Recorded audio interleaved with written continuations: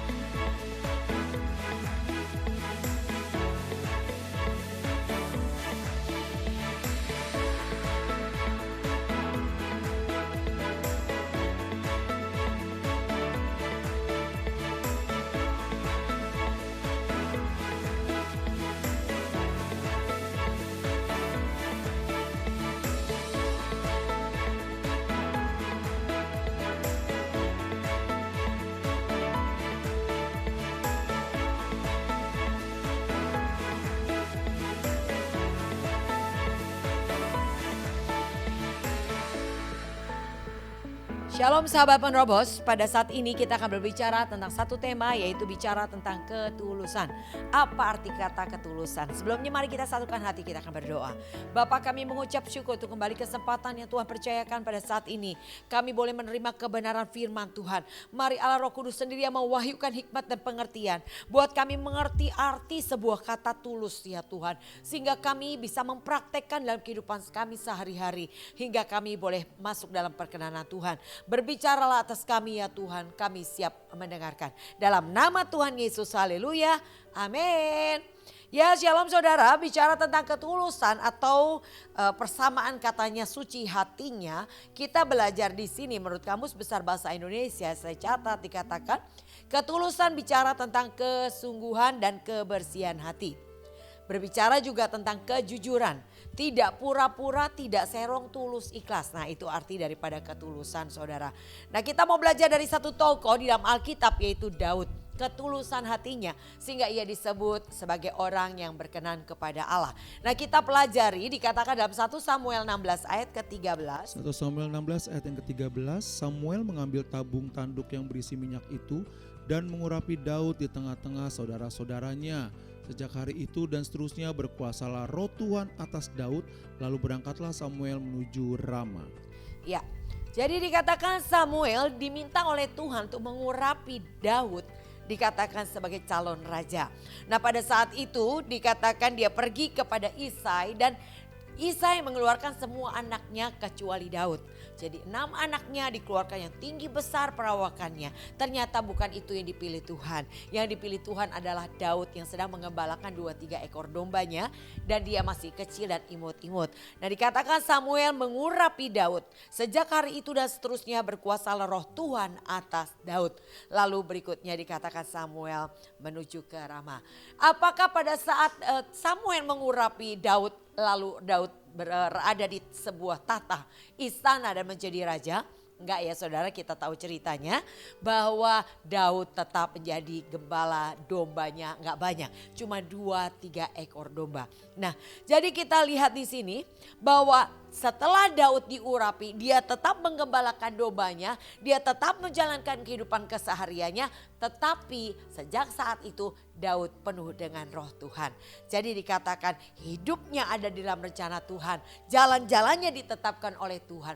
Tuhan berlatih Daud sedemikian rupa ketika berhadapan dengan beruang, binatang buas lainnya berusaha menerkam dombanya. Dengan ketapelnya maka binatang buas itu dibunuh oleh Daud sehingga menyelamatkan domba-dombanya. Ternyata Tuhan punya rencana di dalam setiap kejadian yang dialaminya. Setelah diurapi maka dikatakan Daud penuh dengan roh Tuhan. Nah saya percaya bahwa apa yang dialami hari lepas hari Daud itu adalah bagian pelajaran yang Tuhan izinkan untuk menjadikan Daud mengalahkan Goliat. Yang kita tahu cerita berikutnya, dengan mengalahkan Goliat itulah Maka Daud mulai ada di istana. Walaupun belum menjadi raja, tapi dia mulai ada di istana. Nah, kita belajar di sini. Setelah mengalahkan Goliat, Daud tinggal di istana dan bekerja kepada Saul. Ia memainkan kecapinya untuk Saul. Dan beberapa kali Saul hendak membunuhnya. Tapi Daud tidak pernah membalasnya. Sekalipun ada kesempatan untuk membunuh Saul. Kita baca dalam 1 Samuel 24 ayat 3 dan 4. Kemudian Saul mengambil 3.000 orang yang terpilih dari seluruh orang Israel, lalu pergi mencari Daud dan orang-orangnya di gunung batu kambing hutan. Ia sampai ke kandang-kandang domba di tepi jalan.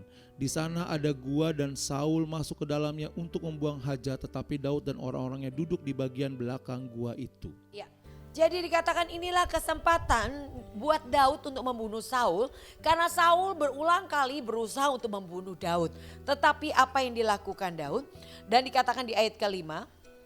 Lalu berkatalah orang-orangnya kepada Daud, telah tiba hari yang dikatakan Tuhan kepadamu. Sesungguhnya aku menyerahkan musuhmu ke dalam tanganmu, maka perbuatlah kepadanya apa yang kau pandang baik. Maka Daud bangun lalu memotong punca jubah Saul dengan diam-diam. Dan di ayat ke-7 dikatakan. Lalu berkatalah ia kepada orang-orangnya, dijauhkan Tuhanlah kiranya daripadaku untuk melakukan hal yang demikian kepada Tuanku, kepada orang yang diurapi Tuhan, yakni menjamah dia sebab dialah orang yang diurapi Tuhan.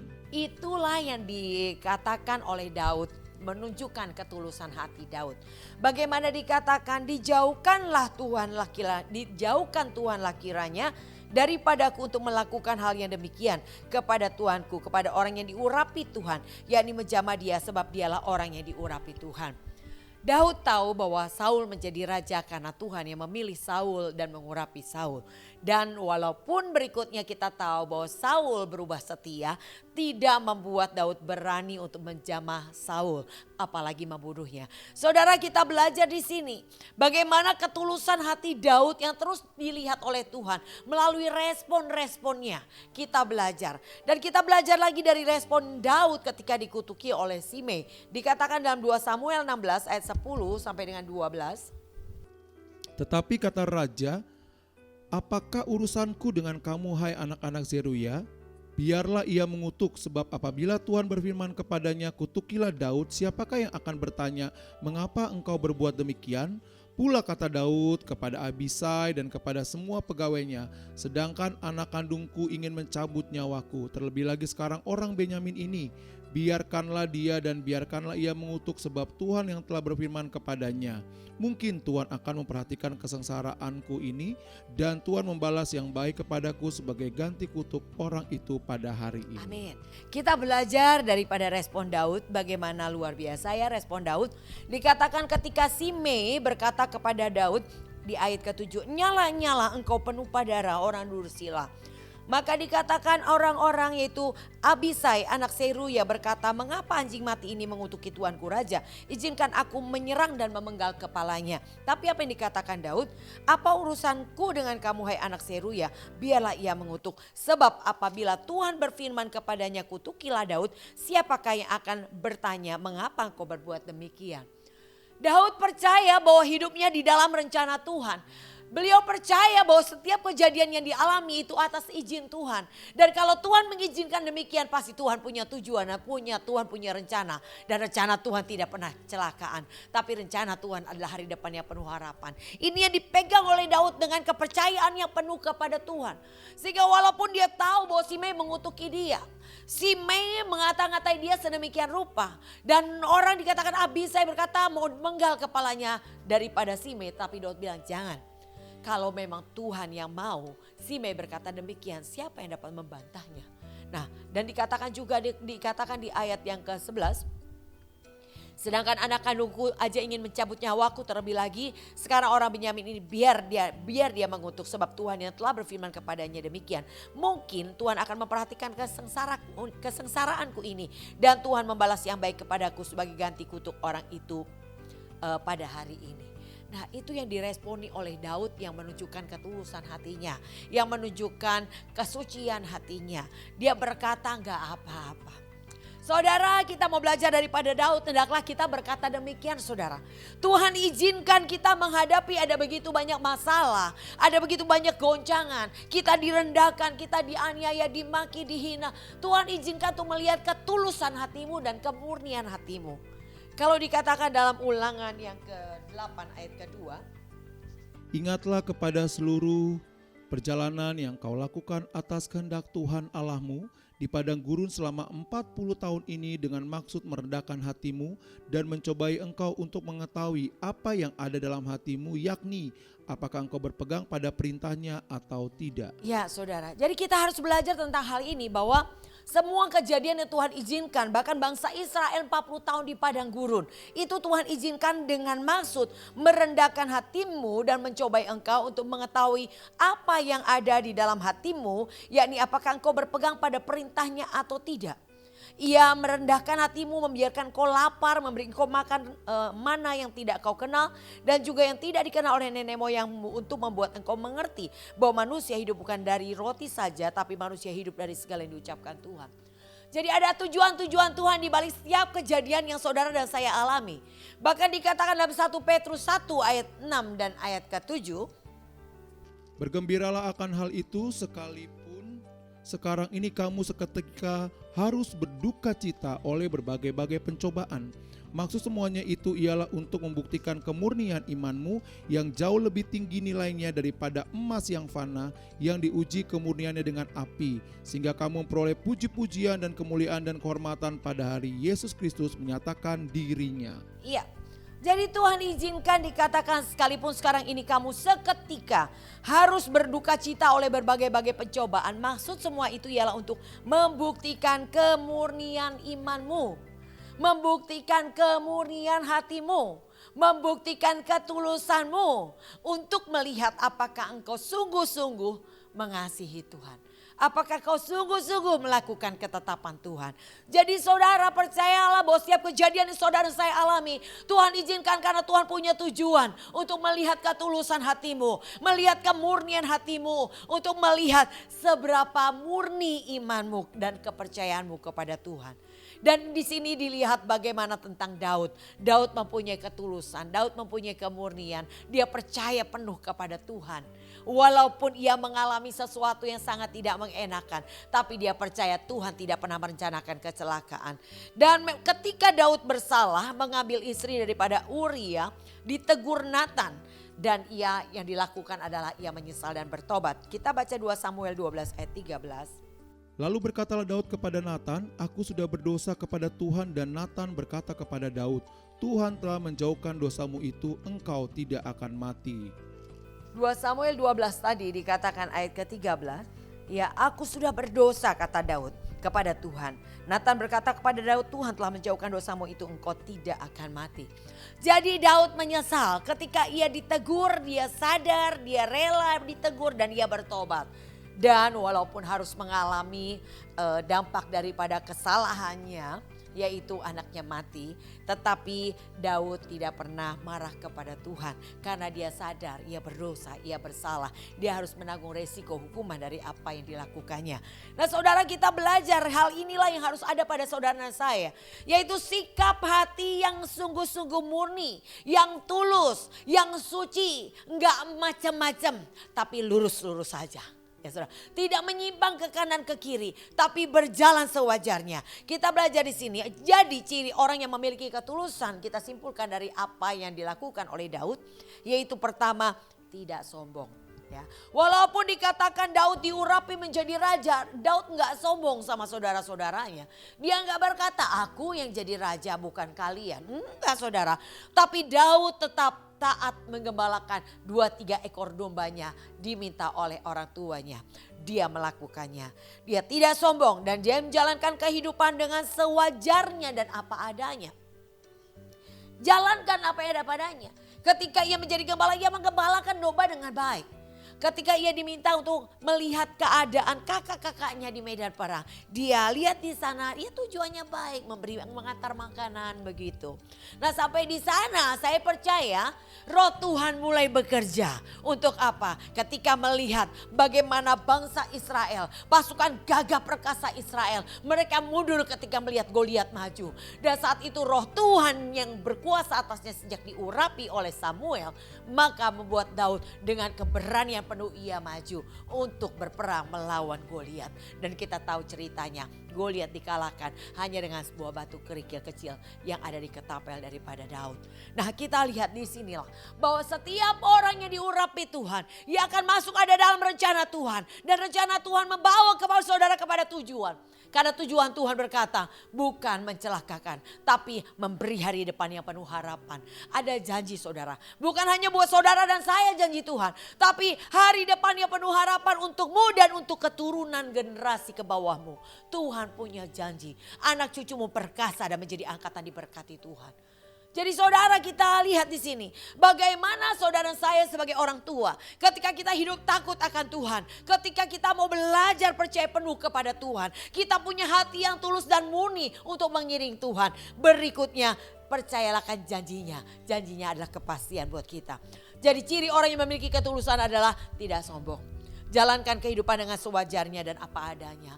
Dia bersandar kepada Tuhan, datang kepada Tuhan. Berbahagialah orang yang miskin di hadapan Tuhan. Dikatakan dalam Matius 5, karena ialah yang punya kerajaan Allah. Jadi dikatakan kalau saudara punya sikap miskin artinya saudara merasa bukan apa yang ada pada saudara karena saudara punya kemampuan. Karena pengalaman yang ada pada saudara. Tapi kita sadar apa yang ada pada kita semua milik Tuhan daripada Tuhan. Dan itu semua hanya dititipkan oleh Tuhan buat kita. Nah kalau saudara punya kesadaran demikian, saya percaya Tuhan akan menyertai kita senantiasa. Dan dikatakan ciri orang yang memiliki ketulusan adalah tidak sombong. Jalankan kehidupan dengan sewajarnya apa adanya. Tidak membalas kejahatan dengan kejahatan, tapi dengan kebaikan. Dia taati perintah Tuhan.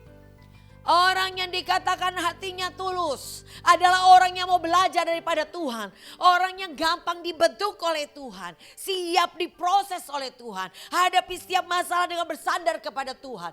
Kalau saudara dan saya adalah orang yang demikian, percayalah saudara, saudara akan diberi kemampuan oleh Tuhan untuk mempraktekkan setiap kebenaran demi kebenarannya.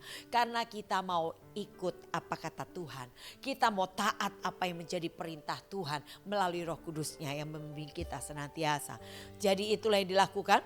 Dan orang yang tulus dikatakan percaya penuh bahwa hidupnya ada dalam rencana Tuhan. Walaupun menghadapi aniaya, menghadapi bahaya, mengalami kecelakaan, ditipu, direndahkan, dia tetap percaya Tuhan izinkan sebagai ujian yang akan membawanya kepada penggenapan akan janji Tuhan. Saudara, hendaklah saudara saya berpikir bahwa setiap masalah yang saudara hadapi adalah ujian yang harus diselesaikan. Setiap ujian punya tujuan untuk membawa saudara naik ke level yang lebih tinggi. Setiap ujian ada tujuan Tuhan untuk menyempurnakan iman saudara dan saya. Jadi oleh karena itu hendaklah kita berpikir demikian. Gak perlu marah, ingat jangan salah fokus saudara. Ketika ada masalah di hadapanmu, jangan kau fokus kepada orang yang buat masalah kepadamu. Jangan kau fokus kepada masalah, tapi fokuslah kepada respon harus sesuai dengan apa kata kitab suci. Karena iman bertumbuh dalam pembacaan kitab suci. Dikatakan iman bertumbuh dalam penganiayaan dan pembacaan kitab suci. Jadi waktu saudara mengalami hal-hal yang tidak mengenakan hati saudara, saudara harus berpikir itu adalah ujian. Saudara harus berpikir itu adalah pemurnian. Saudara harus berpikir Tuhan sedang lihat respon saya. Jadi oleh karena itu hati-hati dengan responmu. Karena responmu akan menentukan siapa kau. Ketulusan, kesucian, kemurnian itulah yang Tuhan mau ada pada saudara dan saya. Maka Tuhan izin kita masuk dalam berbagai-bagai pencobaan untuk melihat kemurnian imanmu kata Tuhan. Dalam 1 Petrus 1 ayat 6 dan 7 tadi. Jadi saudara mau tidak mau saudara harus diuji.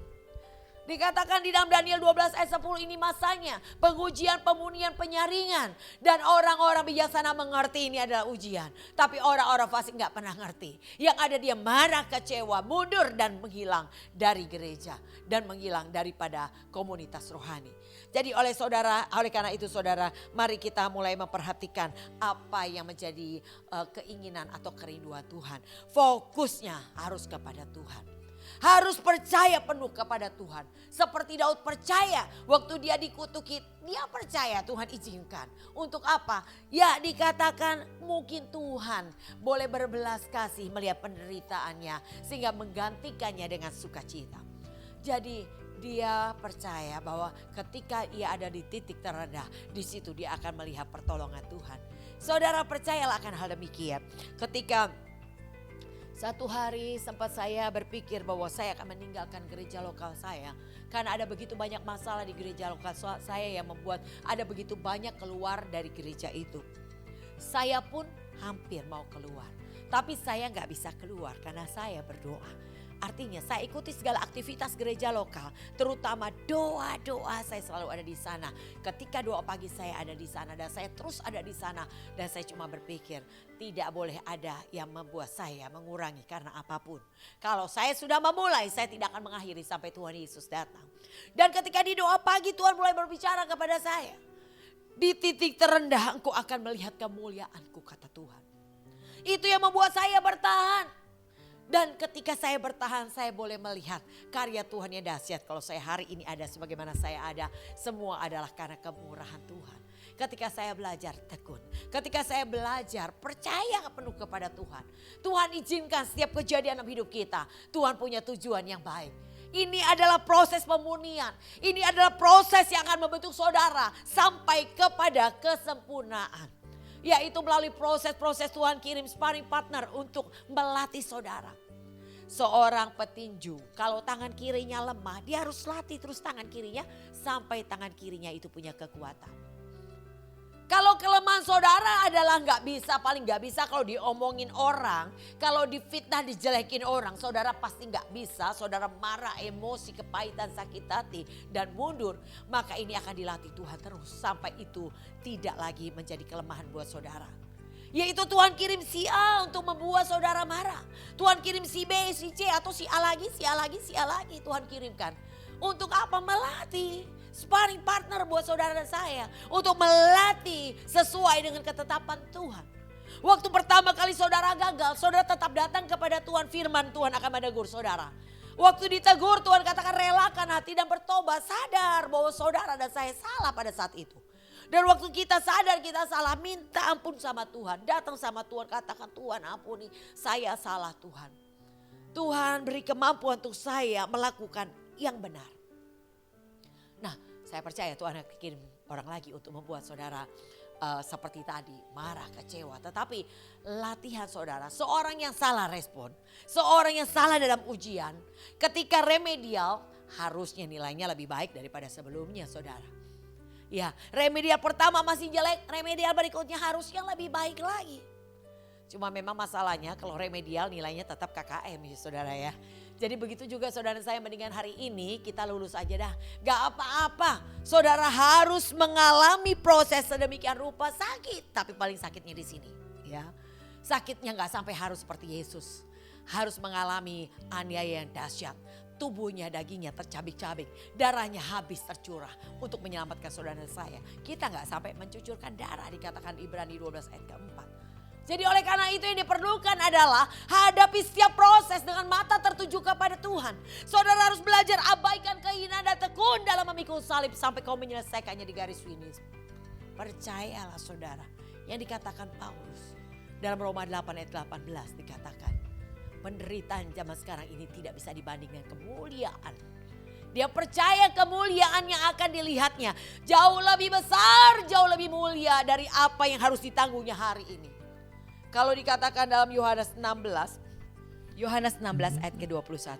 Seorang perempuan berduka cita pada saat ia melahirkan, tetapi sesudah ia melahirkan anaknya, ia tidak ingat lagi akan penderitaannya karena kegembiraan bahwa seorang manusia telah dilahirkan ke dunia.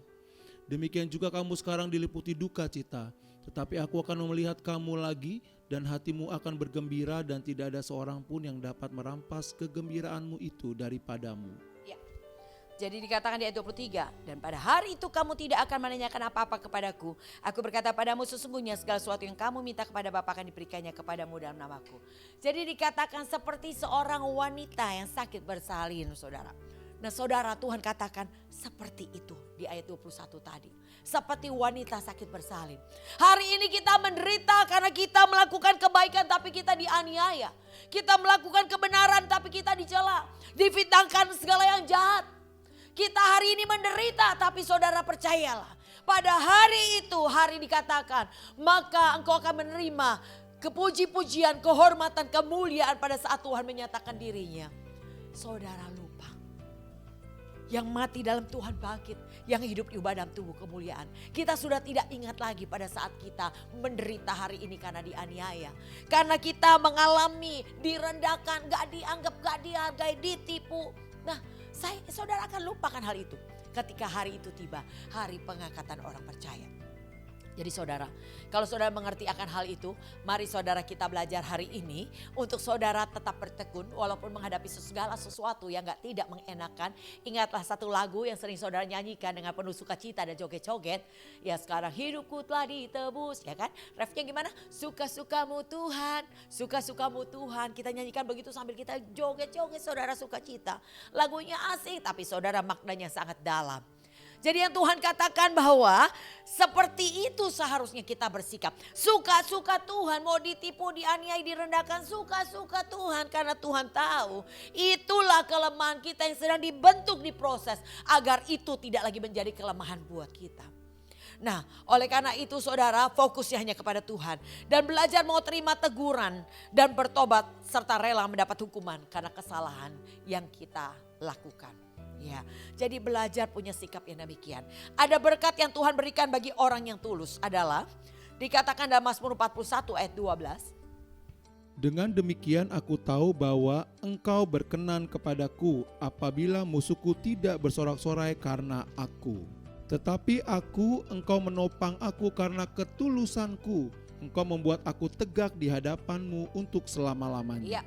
Dikatakan bahwa bagi orang yang tulus, Tuhan berkata bahwa Tuhan akan membuat kita tegak di hadapan Tuhan untuk selama-lamanya. Jadi artinya tidak maju mundur saudara. Tidak mengurangi, tetapi semakin naik dan tidak turun. Itu janji Tuhan. Kalau saudara orang yang tulus, saudara gak akan jadi orang yang sebentar-bentar maju, sebentar semangat, sebentar melempem, lemah, mau mundur, kecewa, sakit hati, enggak. Kalau saudara punya hati yang tulus, Tuhan akan peliharakan saudara. Yang dikatakan tadi, Tuhan akan menopang, membuat kita tegak di hadapan Tuhan untuk selama-lamanya. Sampai selama-lamanya. Nah yang kedua, kalau saudara adalah orang yang tulus, janji Tuhan dalam Amsal 14 ayat 32. Orang fasik dirobohkan karena kejahatannya, tetapi orang benar mendapat perlindungan karena ketulusannya. Dikatakan orang benar akan mendapatkan perlindungan saudara karena ketulusannya. Jadi saudara orang yang tulus hati, saudara orang yang murni hati, maka saudara akan selalu mendapat perlindungan daripada Tuhan. Amin. Dan dikatakan Matius 5 ayat ke-8. Berbahagialah orang suci hatinya karena mereka akan melihat Allah. Saudara akan melihat Allah. Saya percaya kita akan bertemu muka dengan Tuhan. Artinya masuk surga. Itu adalah kepastian. Jadi yang diperlukan adalah saudara punya hati yang tulus. Orang yang tulus melayani Tuhan, dia tidak akan berhenti karena apapun. Mau mengalami masalah goncangan, dihina, gak dianggap, gak dipedulikan, dia tidak akan pernah berhenti. Karena dia melayani Tuhan dengan cinta. Itu adalah ketulusan saudara. Tuhan mau saudara punya ketulusan hati, kemurnian hati, cintamu tulus kepada Tuhan. Cintamu tidak menuntut balasan. Walaupun kau hari ini belum mendapatkan apa yang kau doakan, engkau tidak akan pernah hilang kepercayaanmu kepada Tuhan. Engkau akan berkata, ya aku belum terima karena Tuhan punya tujuan yang lebih baik buat saya. Nah saudara akan berkata demikian. Orang yang tulus hati tidak pernah berpikir negatif tentang Tuhan. Hatinya percaya penuh kepada Tuhan. Percayalah Tuhan berkata, engkau akan dibuat tegak di hadapan Tuhan selama-lamanya. Engkau akan mendapat perlindungan dari Tuhan dan engkau akan melihat Allah masuk surga ada kepastian. kepastian. Puji Tuhan saudara, marilah saudara kita belajar punya hati yang tulus dan murni. Kita sudah belajar dari Daud bagaimana ketulusan kemurnian hatinya. Ia tidak pernah kecewa walaupun ia menghadapi begitu banyak rintangan di dalam pengiringannya kepada Tuhan. Di dalam menggembalakan jiwa-jiwa yaitu umat Israel. Oleh karena itu saudara, tetaplah dengan ketulusan. Saya akan berdoa buat saudara saya. Mari kita satukan hati. Bapa, kami mengucap syukur untuk firman Tuhan yang mengubah pola pikir dan cara pandang kami. Kami mau belajar punya hati yang murni, punya hati yang tulus, kemurnian iman di hadapan Tuhan. Walaupun hari ini kami melalui proses dan pembentukan, kami percaya melalui firman hari ini bahwa itu semua hanya ujian. Ajar dan mampukan kami untuk berhati-hati dengan respon, agar respon kami seperti yang Tuhan mau, sehingga Engkau boleh mendapatkan kami mempunyai hati yang murni dan tulus, sehingga kami boleh memperoleh apa yang Tuhan janjikan. Tuhan akan buat kami tegak berada di hadapan-Mu sampai selama-lamanya. Tuhan akan membuat kami dalam perlindungan Tuhan, dan kami akan melihat Allah pada waktunya. Terima kasih Tuhan untuk semuanya. Bagi-Mu lah hormat, pujian, kemuliaan kami naikkan dalam nama Tuhan Yesus. Haleluya. Amin. Puji Tuhan sahabat penerobos, tetap semangat, tetap kuat di dalam Tuhan. Dan jaga hatimu, biar hatimu adalah hati yang murni di hadapan Tuhan. Terbukti di tengah proses, engkau tetap punya ketulusan. Engkau tetap memandang Tuhan, dan engkau tidak pernah berpikir negatif tentang Tuhan. Tuhan Yesus memberkati. Salam GOB.